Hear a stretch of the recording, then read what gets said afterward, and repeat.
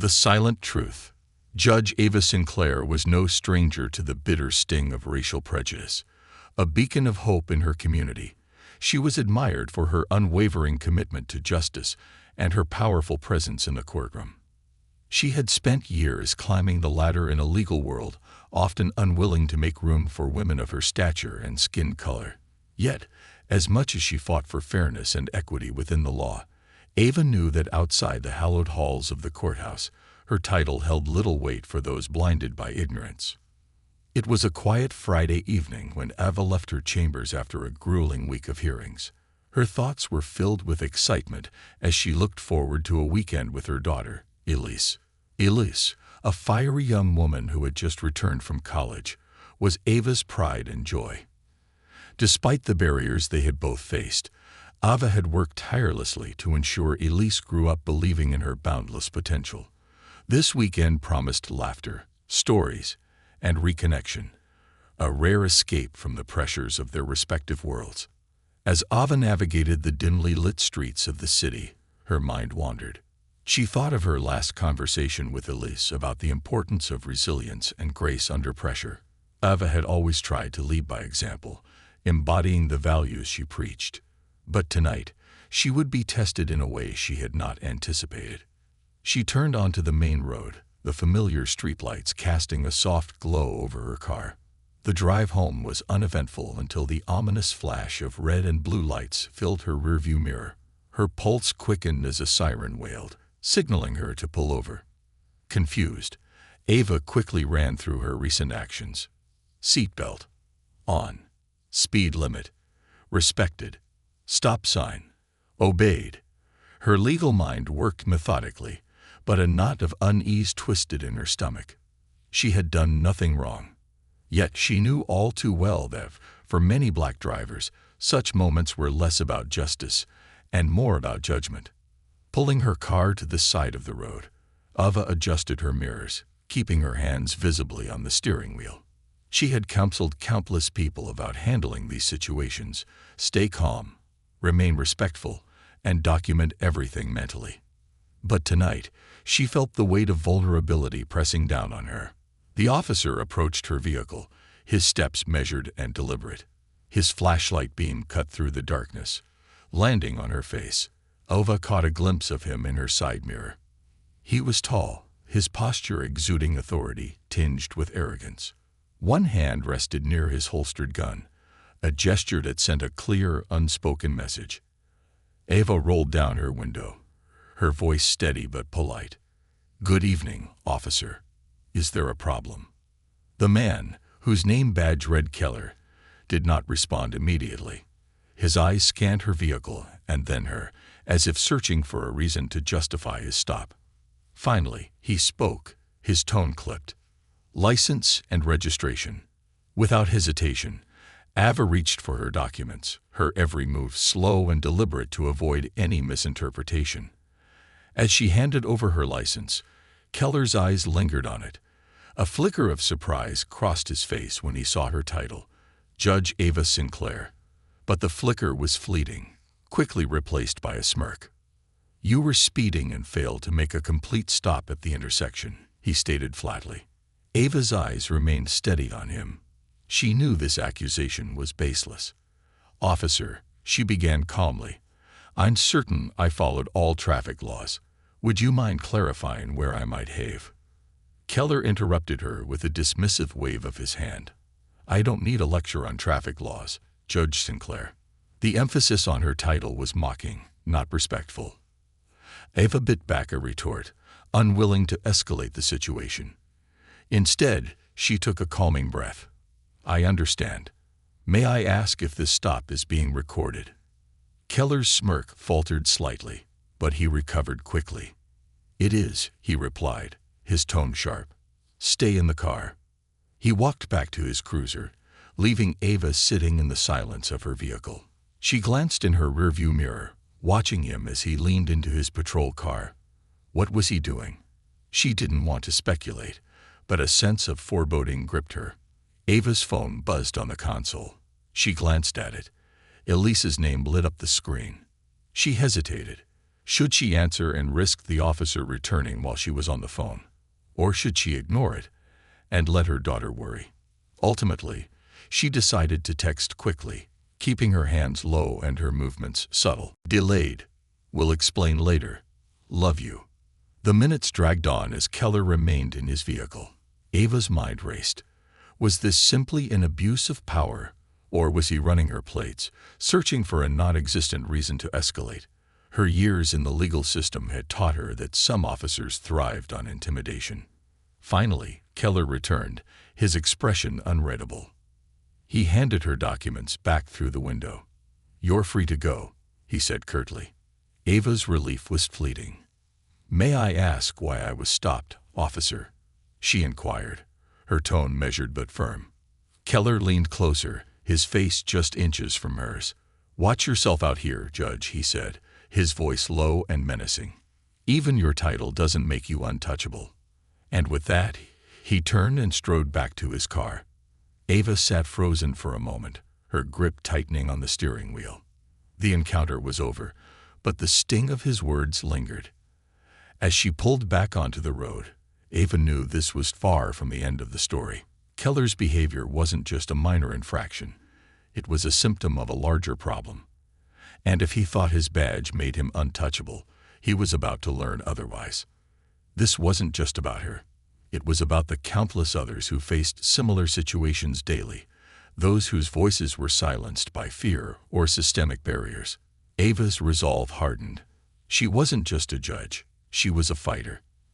And this fight had only just begun. The veil of justice. As Ava drove home, her mind churned. The flashing lights in her rearview mirror had faded, but the encounter with Officer Keller loomed large in her thoughts. Each turn of the wheel felt heavier as she replayed his smug tone and veiled threat. She had encountered bias and microaggressions before, but tonight was different. The deliberate abuse of authority, laced with the presumption of power over her, left a mark she couldn't ignore. By the time Ava parked in her driveway, her anger had transformed into resolve. Her daughter, Elise, was waiting for her by the front door, a bright smile fading into concern as Ava stepped out of the car. "Mom, are you okay?" Elise asked, her voice tinged with worry. Ava forced a reassuring smile, not wanting to alarm her. "I'm fine, sweetheart. Just had a bit of a delay on the way home." Elise wasn't convinced. "You're never late, and you look upset. What happened?" Ava sighed, motioning for Elise to follow her inside. She poured herself a glass of water, trying to find the right words. "I was stopped by a police officer tonight. He claimed I was speeding and ran a stop sign, but I know that wasn't the case." Elise's eyes widened, anger flaring in her expression. "Are you serious? Did he know who you are? What did he say?" "He knew," Ava replied, her voice steady. "He saw my license, and when he realized I was a judge, it didn't stop him. If anything, it seemed to fuel his arrogance. He let me go without a ticket, but made it clear that even my title wouldn't protect me." Elise clenched her fists. "This is why I've been saying we need to push harder for change. It's not just about holding people accountable in the courtroom. It's about dismantling the systems that allow this kind of behavior." Ava nodded. "You're right. But it's not just about reacting to what happened tonight. We need a strategy, a way to address this on a larger scale." That night, Ava barely slept. She lay awake, staring at the ceiling, her mind racing with possibilities. She had spent years fighting for justice within the confines of the courtroom, but perhaps it was time to step beyond those walls. By morning, she had a plan. The next day, Ava reached out to an old friend, Marcus Boyd, a civil rights attorney with a reputation for taking on the toughest cases. Marcus was one of the few people Ava trusted implicitly. He had been her ally in law school, standing by her side when others doubted her abilities. When she called, Marcus answered on the first ring. "Ava Sinclair. To what do I owe the pleasure?" Ava wasted no time. "Marcus, I need your help. I had an encounter with a police officer last night, Officer Ryan Keller. He stopped me for no reason, fabricated charges, and made a veiled threat when he let me go. Marcus's voice grew serious. "Are you okay?" "I'm fine," Ava replied. "But this isn't just about me. I know this isn't an isolated incident. I want to expose him and address the systemic issues that allow officers like him to abuse their power." Marcus was silent for a moment, then said, "This could get messy, Ava. If you go after him, you're not just challenging one officer. You're taking on the entire institution. Are you ready for that?" "I've spent my life fighting for justice," Ava said firmly. "This is just another battlefield." The first step was gathering evidence. Ava filed an official complaint with the police department, detailing her encounter with Keller. She also requested the dashcam and bodycam footage from the stop, knowing it would either corroborate or contradict Keller's claims. As a judge, she had seen too many cases where vital evidence conveniently went missing, and she wasn't taking any chances. Meanwhile, Marcus began digging into Keller's record. What he found was both infuriating and unsurprising. Keller had a history of complaints against him, most of which had been dismissed without investigation. There were allegations of racial profiling, excessive force, and even falsifying reports. Despite this, Keller remained on active duty, his behavior seemingly protected by the thin blue line. Ava's next move was to mobilize her community. She reached out to local activists, journalists, and community leaders, sharing her story and encouraging others to come forward if they had experienced similar encounters. The response was overwhelming. Stories poured in from people who had been stopped, harassed, or intimidated by Keller. Many had been too afraid to speak out, fearing retaliation. Elise, ever the activist, took to social media, creating a platform called Voices for Justice. She encouraged people to share their experiences anonymously, creating a virtual tapestry of testimonies that highlighted the pervasive issue of police misconduct. Within days, the platform gained traction, drawing attention from local and national media. As the evidence mounted, Ava and Marcus prepared to take their case to the public. They held a press conference where Ava shared her story, flanked by Marcus, Elise, and several community leaders. The crowd was a mix of supporters, journalists, and skeptics, but Ava's calm, authoritative voice commanded attention. "I stand here today not just as a judge, but as a mother, a community member, and a Black woman who has experienced firsthand the abuse of power by those sworn to protect and serve," Ava began. "This is not just about one officer or one encounter. This is about a system that enables and protects misconduct, allowing bad actors to tarnish the integrity of law enforcement. We must demand accountability, transparency, and change." Her words resonated, sparking a wave of support and solidarity. But they also drew backlash.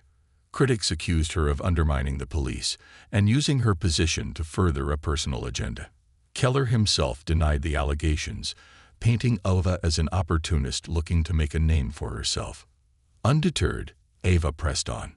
She knew the fight wouldn't be easy, but she also knew it was necessary. This wasn't just about seeking justice for herself. It was about creating a safer, fairer world for everyone. Late one evening, as Ava reviewed the latest developments, Elise entered the room, her eyes alight with excitement. "Mom, you need to see this." She handed Ava her phone, where a video was playing. It was a leaked clip of Keller's dashcam footage from the night of the stop. The audio captured his tone, his fabricated accusations, and his parting threat. The video also showed Ava's calm demeanor and adherence to the law, starkly contrasting Keller's hostility. The video quickly went viral, shattering any remaining doubt about Ava's account.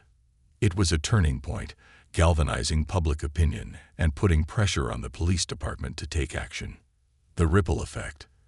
The leaked footage of Ava's encounter with Officer Keller sent shockwaves through the community. What had initially been dismissed by skeptics as an isolated incident was now undeniable proof of racial bias and abuse of power.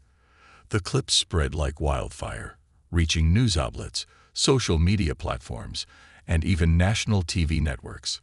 Within days, Ava Sinclair became a symbol of resilience and justice, and the fight she had chosen to undertake took on a life of its own. The morning after the video surfaced, Ava awoke to find her phone flooded with messages. Some were from supporters offering their gratitude and solidarity, while others were from critics accusing her of waging a war against law enforcement. As she read through the comments on Elise's Voices for Justice platform, Ava felt the weight of the moment settling on her shoulders. This was no longer just her fight. It had become a rallying cry for change. At the courthouse that morning, Ava was met with an unusual buzz. Colleagues, clerks, and even opposing attorneys approached her with hushed words of support. Judge Alan Whitaker, an older white colleague who had often dismissed discussions of systemic racism, stopped her in the hallway. "I saw the footage," he said, his voice low but sincere. "I can't pretend to understand what you've been through, but I want you to know that I stand with you." Ava was taken aback. Whitaker had always been polite but distant, his privilege insulating him from the struggles she faced. For him to acknowledge the situation and offer his support felt like a small but significant victory. "Thank you," Ava replied, her tone guarded but grateful. "This is about more than just me. It's about ensuring that the system works for everyone." Whitaker nodded. "If there's anything I can do, let me know." Later that day, Ava met with Marcus and Elise at Marcus's office. The mood was a mix of determination and urgency. The leaked footage had given them leverage, but they knew it was just the beginning. "We've got momentum," Marcus said, pacing the room. "The footage has put Keller on the defensive, but we need to press harder. The department is already feeling the heat. They've placed him on administrative leave, but that's not enough. We need a full investigation, not just into Keller, but into the culture that enables officers like him." Elise, ever the strategist, chimed in. "I've been analyzing the stories people are sharing on Voices for Justice. A lot of them mention similar patterns of behavior, not just from Keller, but from other officers in his precinct. This isn't just about one bad apple. It's a rotten system." Ava leaned forward, her mind racing. "What about a community forum? We could give people a platform to share their experiences publicly, while also inviting local leaders, activists, and the media. It would amplify the voices that often go unheard and put more pressure on the department." Marcus nodded. "It's risky. Keller's defenders will use it as an opportunity to paint us as anti-police, but it could be a game changer if we frame it correctly." Elise grinned. "Leave the framing to me. I'll handle the social media campaign and outreach. By the time we're done, the forum will be the talk of the city." The forum was scheduled for the following week, held in the community center where Ava had attended countless meetings as a young attorney. The turnout exceeded everyone's expectations. The room was packed with people from all walks of life: activists, teachers, clergy members, business owners, and families. A row of media cameras lined the back wall, their lenses trained on the podium where Ava would speak. As Ava stepped up to the microphone, the room fell silent. She took a deep breath, her eyes scanning the crowd. These were the people she had dedicated her career to serving, and now they were here to stand with her. "Good evening," Ava began, her voice steady but filled with emotion. "I stand before you not just as a judge, but as a member of this community. The video you've all seen was a moment in time, one that exposed the reality many of us face every day. But this isn't just my story. It's our story." She paused, letting the weight of her words settle over the crowd. For too long, the voices of those who have been wronged have been silenced. Tonight, we reclaim those voices. Tonight, we say enough. One by one, community members stepped forward to share their experiences. An elderly man recounted being stopped and frisked while walking to his church. A young woman described how her brother had been detained for hours without cause. A small business owner revealed how he had been harassed for refusing to pay a bribe to avoid a fabricated violation. Each story added to the growing chorus of outrage and determination. As the forum unfolded, a surprise guest entered the room. Chief Martin Hargrove, the head of the city's police department. His presence drew murmurs from the crowd, but Ava remained composed. Hargrove had been silent since the video leaked, and his attendance was a sign that the pressure was working. When it was his turn to speak, Hargrove approached the podium with a solemn expression. "I want to thank Judge Sinclair and everyone here for speaking out," he began. "What happened that night was unacceptable, and the behavior of Officer Keller does not reflect the values of our department." Ava listened carefully, noting the careful choice of words. Hargrove was walking a tightrope, trying to appease the public without alienating his officers, but she wasn't interested in platitudes. "Chief Hargrove," Ava interjected, stepping up beside him. "We appreciate your acknowledgement, but words are not enough. What concrete steps are you willing to take to ensure accountability and prevent future incidents like this?" The room erupted in applause, the crowd clearly on Ava's side. Hargrove hesitated, then replied, "We are conducting an internal investigation, and I promise transparency in the process." Ava didn't let up. "Will you commit to an independent review of your department's practices? Will you work with community leaders to implement reforms that address systemic issues?" Caught off guard, Hargrove stammered, "We're open to collaboration, but these changes take time." "Then let's start now," Ava said firmly, her voice cutting through the noise. "Justice delayed is justice denied." By the end of the forum, Ava had solidified her role as a leader in the fight for change. The event garnered widespread media coverage, putting further pressure on the police department and city officials. Meanwhile, Marcus filed a formal lawsuit against Officer Keller and the department, alleging violations of Ava's civil rights and seeking damages on behalf of others who had been wronged. As Ava left the community center that night, Elise walked beside her, her eyes shining with pride. "You were incredible, Mom. This is just the beginning." Ava smiled, her heart swelling with determination. "We're building something bigger than any of us, and we won't stop until justice is more than just a word." The unraveling of a system. The days following the community forum were a whirlwind of activity, scrutiny, and tension. The viral video, the testimonies shared at the forum, and Ava's pointed challenge to Chief Hargrove had ignited a firestorm across the city and even the nation. Debates raged about racial bias, police accountability, and the courage it took to challenge entrenched systems.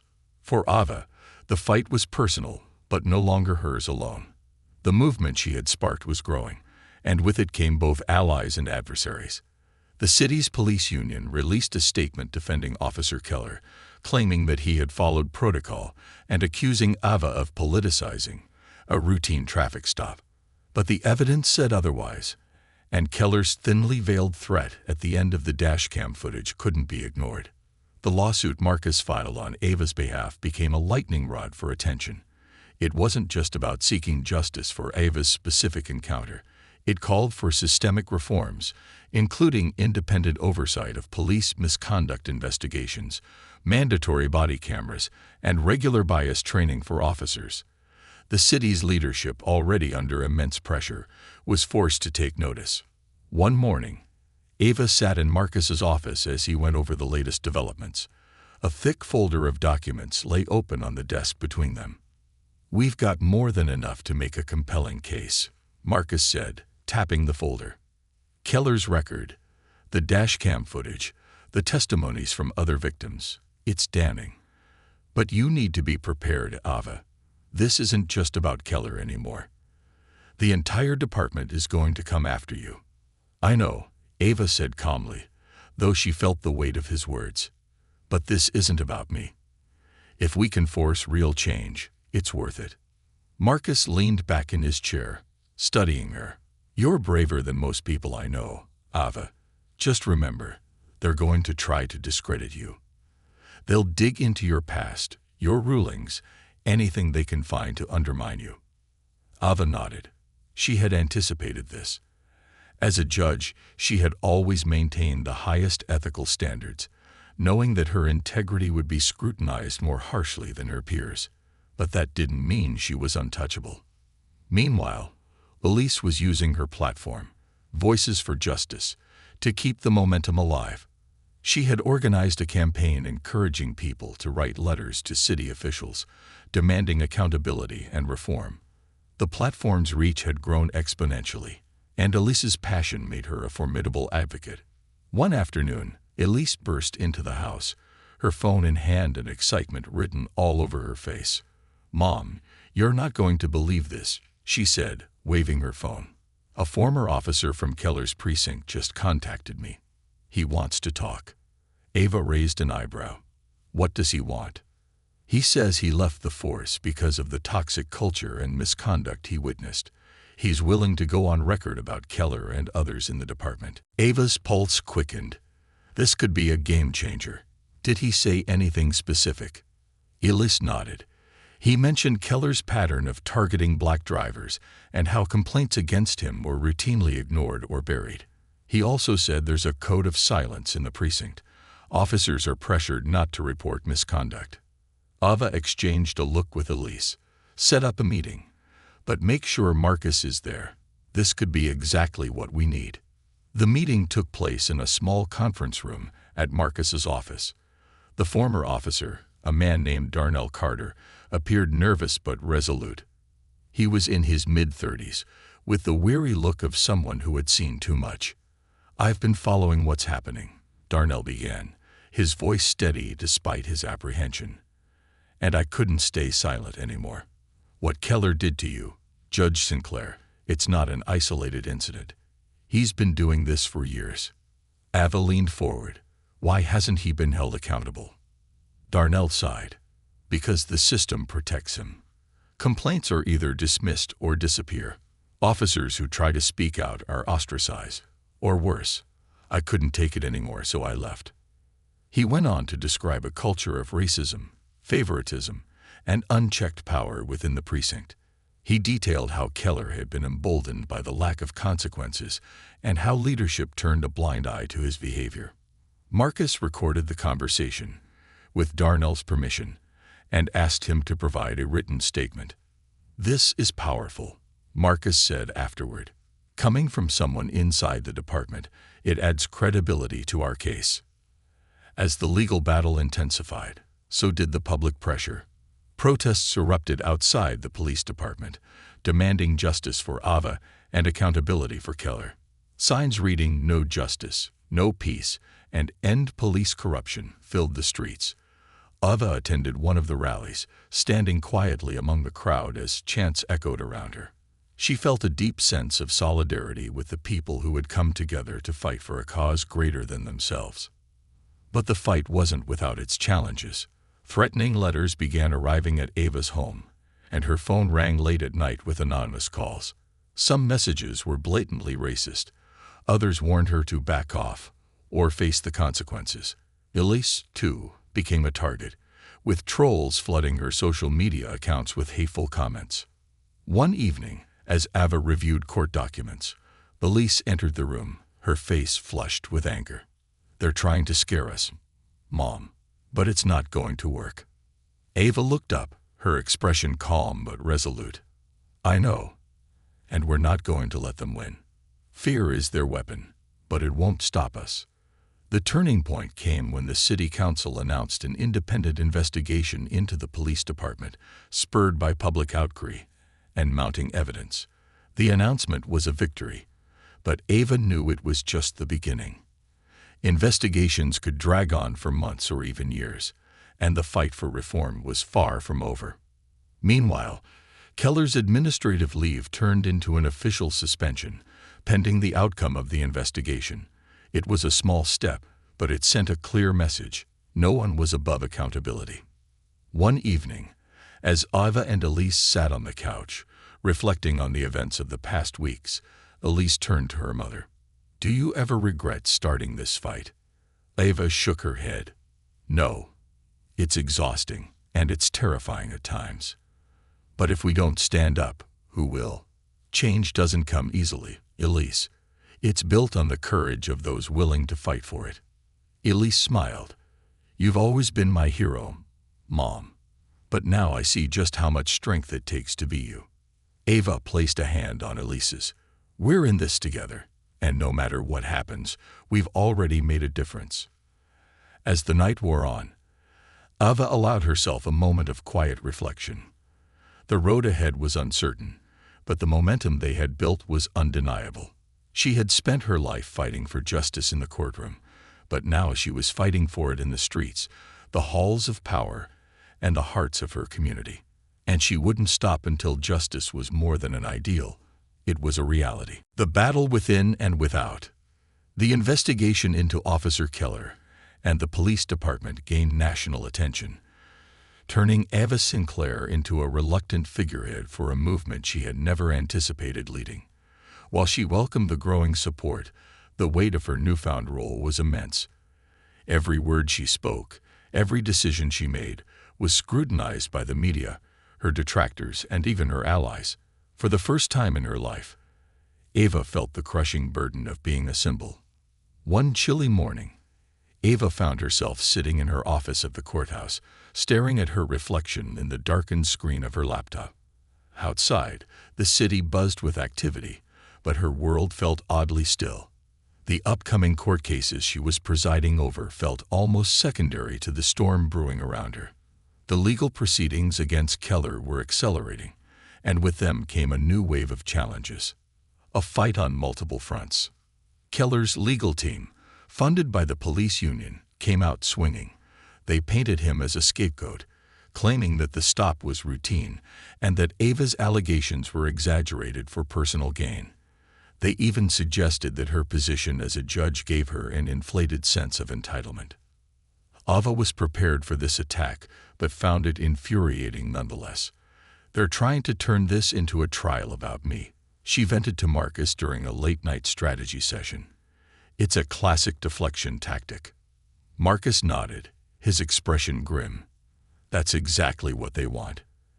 If they can make this about your character, they think they can shift the focus away from Keller's actions and the systemic issues we're fighting to expose." Elise, who was sitting nearby, jumped in. "We need to counter their narrative. Let's highlight the broader picture. The pattern of complaints against Keller, the testimonies from others, and the systemic problems within the department. This isn't just about one bad cop. It's about an entire culture that protects people like him." Ava nodded, her determination hardening. "Then that's what we'll do. They can attack me all they want, but we won't lose sight of the real issue. Unexpected allies."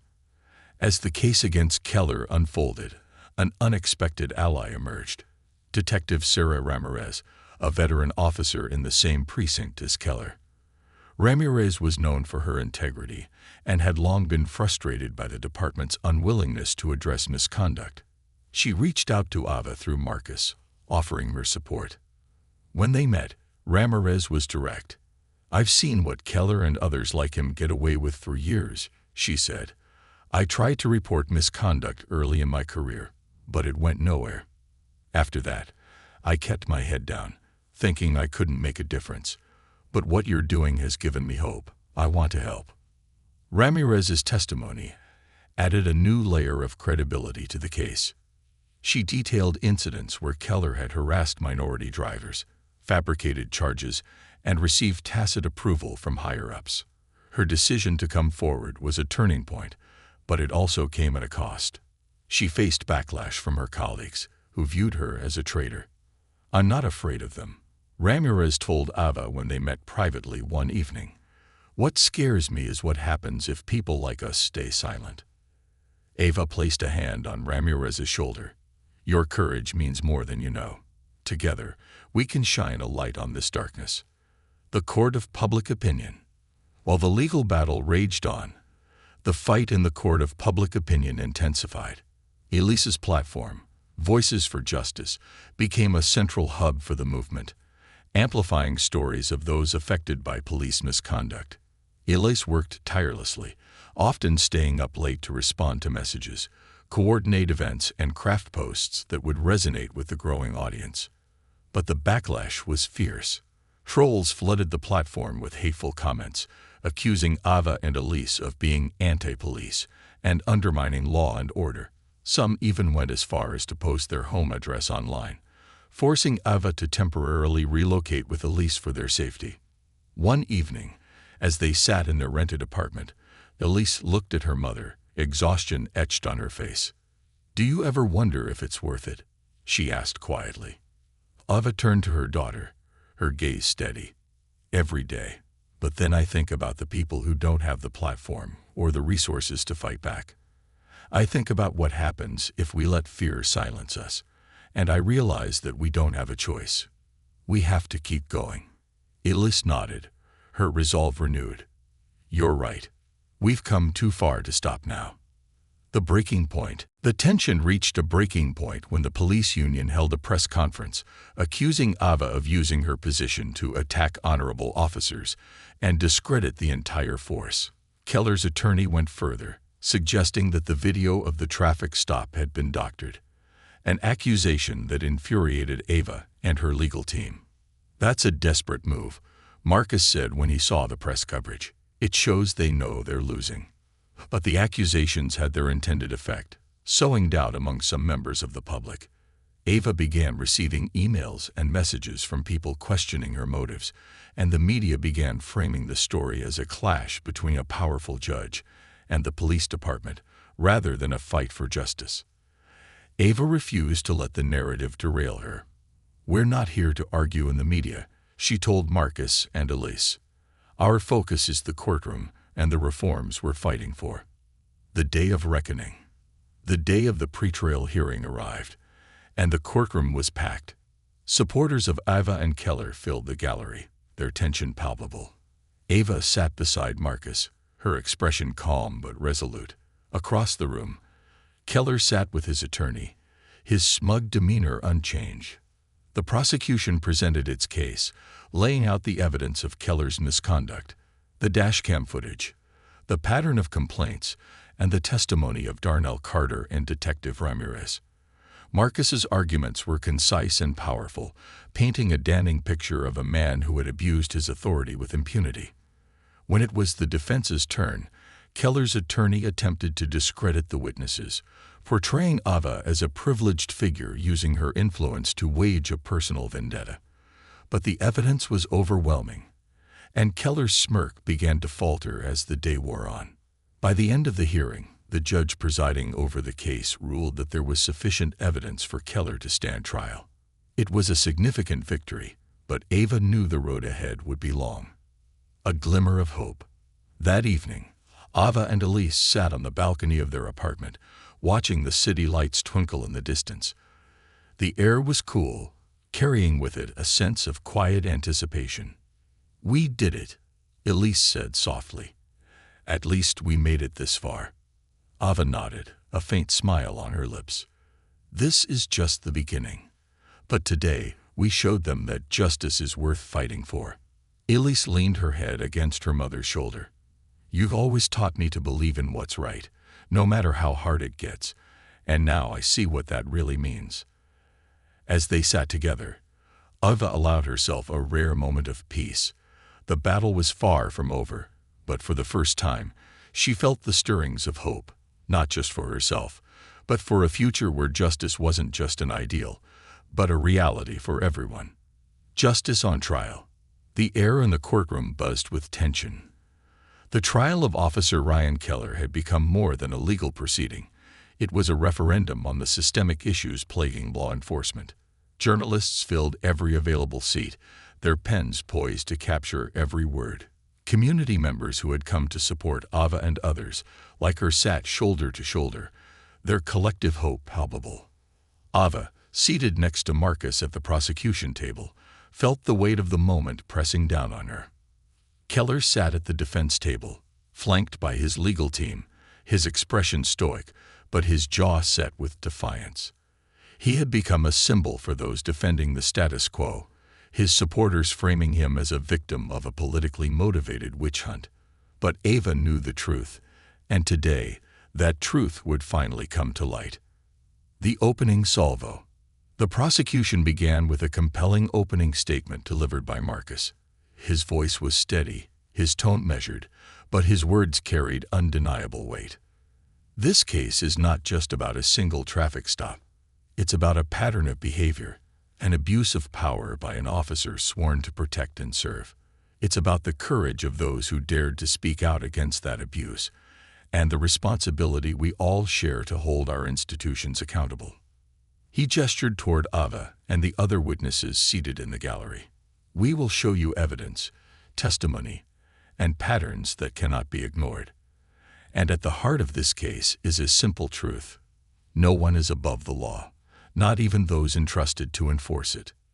The defense, led by a high-profile attorney hired by the police union, countered with a fiery opening statement, claiming Keller had acted within the bounds of his duties. They painted Ava as a vindictive judge, seeking to exploit her position to target an officer. Officer Keller is a man who put his life on the line every day to protect this city, the defense attorney argued. He made a judgment call in the heat of the moment, as all officers must. This case isn't about justice, it's about politics. Ava remained composed, but she could feel the anger simmering beneath her calm exterior. Keller's defense was built on the same foundation of impunity that had allowed him to operate unchecked for years. But this time, the facts were on her side. The testimonies. The prosecution called its first witness, Darnell Carter, the former officer who had broken the code of silence, to speak out against Keller. Darnell recounted his experiences in the precinct, describing the culture of complacency and intimidation that had shielded officers like Keller. I joined the force because I believed in justice, Darnell said, his voice steady but emotional. But what I saw was a system that protected those who abused their power and punished those who tried to do the right thing. Officer Keller was one of the worst, and everyone knew it. The defense tried to discredit Darnell, suggesting he was a disgruntled former employee with an axe to grind. But Darnell held his ground, his testimony unwavering. Next came Detective Sarah Ramirez. Her testimony was even more damning, as she detailed specific instances of Keller's misconduct and the department's failure to act. I've served in law enforcement for over a decade, Ramirez said, her voice firm. And I've seen firsthand how bad actors like Keller erode the trust we work so hard to build with the community. This is not what policing is supposed to be. When it was Ava's turn to take the stand, the courtroom fell silent. All eyes were on her as she recounted the night of the traffic stop, describing Keller's actions and the fear she had felt. Her voice was calm, her words measured, but the emotion in her eyes was unmistakable. I have spent my career fighting for justice, Ava said. But that night, I was reminded that for too many of us, justice is a fragile promise. Officer Keller's actions were not just about me. They were about a system that has allowed individuals like him to operate without accountability. That must change. The defense attempted to rattle Ava, questioning her motives and implying that her position as a judge gave her an undue sense of authority. But Ava remained unshaken, her composure only strengthening her credibility. The turning point. The most pivotal moment of the trial came when the prosecution introduced the dashcam footage from Keller's vehicle. The courtroom watched intently as the video played, showing Keller's aggressive demeanor and his baseless accusations against Ava. The audio captured his parting threat, "Even your title doesn't make you untouchable," sending a ripple of shock through the room. The defense scrambled to explain the footage, suggesting Keller had been under stress and had misspoken. But the damage was done. The video, coupled with the testimonies, painted a clear picture of an officer who had abused his power and shown blatant disregard for the law. The verdict. After days of deliberation, the jury reached a verdict. The courtroom was packed as the four persons stood to deliver their decision. Ava held her breath, her heart pounding in her chest. On the charge of misconduct in office, we find the defendant, Ryan Keller, guilty. On the charge of falsifying a police report, we find the defendant guilty. On the charge of violating civil rights, we find the defendant guilty. The words hung in the air, followed by a collective exhale from the gallery. Ava closed her eyes, a wave of relief washing over her. Justice had been served, not just for her, but for everyone who had been silenced or ignored. Aftermath. The conviction of Ryan Keller was a watershed moment. It sent a clear message that no one was above the law and that the days of unchecked misconduct were coming to an end. But Ava knew the fight was far from over. The systemic issues that allowed Keller to operate still needed to be addressed, and the reforms she and Marcus had been advocating for were still in their infancy. The city council, under immense public pressure, announced a series of sweeping reforms, including the establishment of an independent oversight board to investigate police misconduct, mandatory bias training for officers, and stricter protocols for handling complaints. These changes were a step in the right direction, but Ava remained vigilant. Elisa's platform, Voices for Justice, continued to grow, becoming a powerful tool for advocacy and change. She and Ava worked together to ensure that the momentum they had built wasn't lost, collaborating with activists, lawmakers, and community leaders to push for broader reforms. A legacy of courage. Months after the trial, Ava stood at a podium at a community event, addressing a crowd of supporters. She spoke of the journey she had been on, the fear, the challenges, and the victories. But most importantly, she spoke of the courage it took to stand up and speak out. Justice is not a destination, she said, her voice steady but passionate. It's a journey that requires all of us to play our part. Change doesn't come easily, and it doesn't come quickly. But it comes when we refuse to accept anything less. The crowd erupted into applause, their faces reflecting the hope and determination that Ava felt in her heart. As she stepped down from the podium, Elise approached her, a proud smile on her face. "You did it, Mom," Elise said, wrapping her arms around Ava. "You changed everything." Ava shook her head, her eyes glistening with emotion. "No, sweetheart, we did it, and we're just getting started." As the sun set over the city, Ava felt a deep sense of fulfillment. The road ahead would be long and fraught with challenges, but she was ready. For herself, for Elise, and for every person who believed in a better future, she would keep fighting. Because justice was worth it. And so was hope. A new dawn for justice. Months had passed since the conviction of Officer Ryan Keller, yet the ripples of that monumental case continued to spread far beyond the courtroom. Ava Sinclair, once a judge working quietly within the justice system, had become a national figure in the fight for police reform and racial equity. The movement she had ignited was no longer just a local effort. It had evolved into a symbol of what was possible when courage met determination. But with the victory came new challenges. The spotlight brought scrutiny, detractors, and a constant demand for leadership. Ava had to navigate a delicate balance between her judicial responsibilities, her role as a public advocate, and the personal life she shared with her daughter, Elise.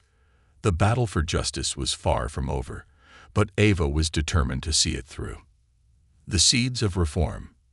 In the wake of Keller's conviction, the city council had passed a series of reforms, but Ava knew these measures were only the beginning. She and Marcus continued to push for deeper changes, attending town halls, meeting with lawmakers, and collaborating with activists to draft legislation. Among their proposals were stricter penalties for officers found guilty of misconduct, better mental health resources for law enforcement, and a federal oversight system for recurring violations in police departments nationwide. One of their most ambitious initiatives was the creation of a civilian-led police accountability board with real investigative power. This board would have the authority to subpoena records, interview witnesses, and recommend disciplinary actions. While the proposal was met with resistance from police unions and some city officials, it gained overwhelming support from the public. "I've seen what unchecked power can do," Ava said at a press conference announcing the initiative. "We must ensure that those tasked with enforcing the law are held to the highest standards of accountability. Trust must be earned, and transparency is the first step." The proposal faced an uphill battle, but Ava's reputation and the weight of the movement she led gave it momentum. Local leaders across the country began looking to Ava and her team for guidance, hoping to replicate her city's efforts in their own communities. A personal reckoning. While Ava thrived as a public advocate, the toll on her personal life was undeniable. The threats she and Elise had faced during the trial hadn't entirely disappeared. Anonymous letters still found their way into her mailbox, and Elise's social media accounts remained a target for trolls and hate groups. One evening, as they sat together in their living room, Elise voiced what had been weighing on her mind. "Mom, do you ever wonder if we've taken on too much? I mean, I know what we're doing is important, but sometimes I feel like we're always looking over our shoulders." Ava looked at her daughter, her heart aching. "I do, Elise, more times than I can count. But then I think about what happens if we stop. The people who came forward during Keller's trial, the families who've lost loved ones to police violence, they're counting on us. And if we let fear stop us, what kind of world are we leaving for them? For you?" Elise nodded, her resolve hardening. "You're right.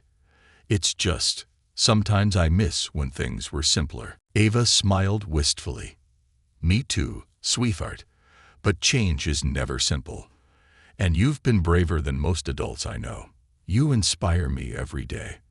Elise leaned her head on her mother's shoulder, their silence filled with unspoken understanding. Unexpected support. One morning, Ava received an email that stopped her in her tracks. It was from Chief Martin Hargrove, the city's police chief who had been notably absent from public discourse since Keller's conviction. In the email, Hargrove requested a private meeting with Ava, stating that he wanted to discuss potential collaboration on meaningful reforms. Ava was skeptical, but agreed to the meeting. When they sat down in her office, Hargrove surprised her with his candor. "I'll admit, Judge Sinclair, I was resistant to change at first," he began, his tone measured. "But watching the fallout from Keller's actions, and the courage you showed throughout the process, has forced me to reevaluate. Our department needs to do better, and I want to be part of that change." Ava studied him carefully. "What brought about this change of heart, Chief?" Hargrove sighed. "I spent too many years turning a blind eye, thinking that the system would correct itself. But it hasn't. Keller's trial made it clear that we can't keep hiding behind excuses. If we don't rebuild trust with the community, we'll lose everything." While Ava remained cautious, she saw an opportunity in Hargrove's willingness to collaborate. Over the next several months, they worked together to implement new training programs, improve community outreach, and increase transparency within the department. It was an uneasy partnership, but one that bore tangible results. National spotlight. As the reforms in Ava's city began to take shape, her work attracted national attention. She was invited to speak at universities, civil rights conferences, and even a congressional hearing on police reform. Her speeches were both eloquent and impassioned, drawing on her personal experiences and her legal expertise. "Justice is not a luxury," she said during her testimony before Congress. "It is a right. But for far too long, it has been a privilege afforded to some and denied to others. The time for incremental change has passed. We need bold, transformative action." Her words resonated deeply, sparking renewed efforts to pass federal legislation addressing police accountability. While the process was slow and fraught with political hurdles, Ava's advocacy inspired a new generation of leaders to take up the cause. A community transformed. Back in her city, the changes were becoming visible. The Civilian Accountability Board was established, and its first major investigation resulted in the firing of several officers implicated in misconduct cases. Community police relations began to improve as new officers underwent extensive training in de-escalation and implicit bias. While there was still much work to be done, the progress was undeniable. At a community celebration marking the one-year anniversary of the movement's inception, Ava stood before a crowd of hundreds. Elise was by her side, holding a banner that read "Justice for all, accountability for all." "Today, we celebrate not just what we've accomplished, but what we've built together," Ava said, her voice filled with emotion. "This is proof that change is possible when we refuse to accept injustice, but let us not grow complacent. The fight for justice is ongoing, and it requires all of us to stay vigilant, to stay united, and to stay hopeful." The crowd erupted in applause, their cheers a testament to the power of collective action. As Ava stepped down from the stage, she felt a sense of fulfillment that was rare in her line of work. For the first time in years, she believed that real, lasting change was within reach. A legacy in the making. Later that evening, as the celebration wound down, Elise turned to Ava. "Do you think we've done enough?" Ava smiled, her eyes reflecting both exhaustion and pride. "We've done more than I ever thought possible." "But enough?" "No, because justice is never finished. It's a journey, Elise, and we're just getting started." Elise nodded, a spark of determination in her eyes. "Then let's keep going." As they walked home under the glow of the city lights, Ava felt a profound sense of purpose. The road ahead would be long, and the challenges would be many. But she wasn't alone. Together with her daughter, her community, and the countless others who had joined the fight, Ava was ready to face whatever came next. Because justice wasn't just a destination, it was a legacy worth building. And Ava Sinclair was determined to see it through.